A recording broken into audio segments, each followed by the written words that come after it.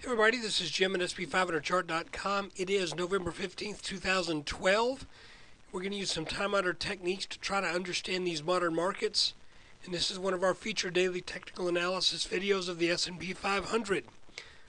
Got to read this first. The website and the video are for educational purposes only. Nothing stated at the site or in the video is intended to be used as investment advice. Look, I can draw lines on charts, but you have to draw your own conclusions from your own research and make investment decisions that are suitable for your personal financial situation. I'm not a licensed financial professional. I'm just a guy that draws lines on charts. Let's take a look. Guys, I think this is just really simple. We're just in this big old ugly downtrend. And even today, the markets couldn't gain traction. We are very close, and actually came pretty close to getting down to that minimum target from our head and shoulders top that has a head that is in itself a triple top. So you can see here's the pattern, here's the height of it, here's where it broke out, and we came within how much? Let's call that 1342. Came within 6 points of meeting that minimum. And with that in mind, I'm not going to call that minimum met because it hasn't met. It probably will get met. Matter of fact, I think there's a pretty good chance the markets are going to come on down a bit more because we have a cluster of support down in the 1320s. It just sort of, this may be famous last words, but it just sort of makes sense that that should happen. Now, I'm going to make a little change on the chart here because the last set of lines I drew did not work. So I'm going to do this. We're going to draw this peak right here. This peak, call it a peak. This basically what I'm doing, I'm starting on this level before we had that gap down, and then I'm drawing it over the nearest point that we come to in the way of a technically, what appears to be a technically significant area before we started to sell off again. Conversely, we're going to take a line about here.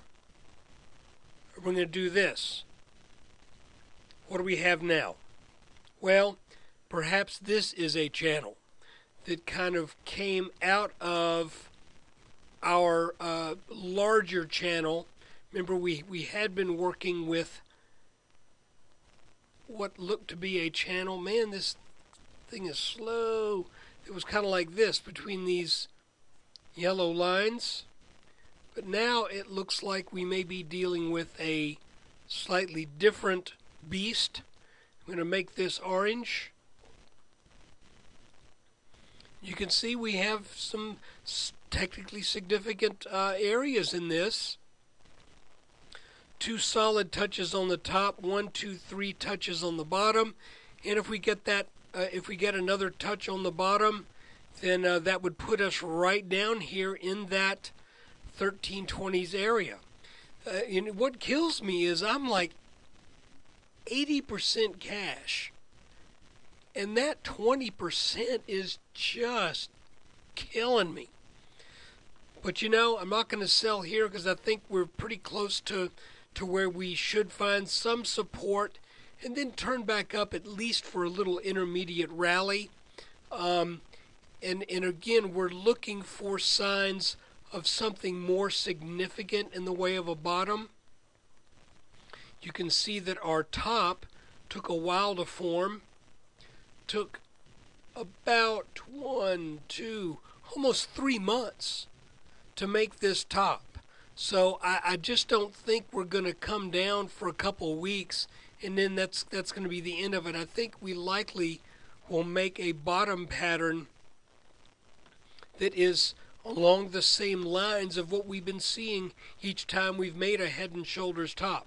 Head and shoulders top, swift breakdown, volatility, make a bottom pattern, come back up. Head and shoulders top, swift breakdown, volatility, come back, make another head and shoulders top.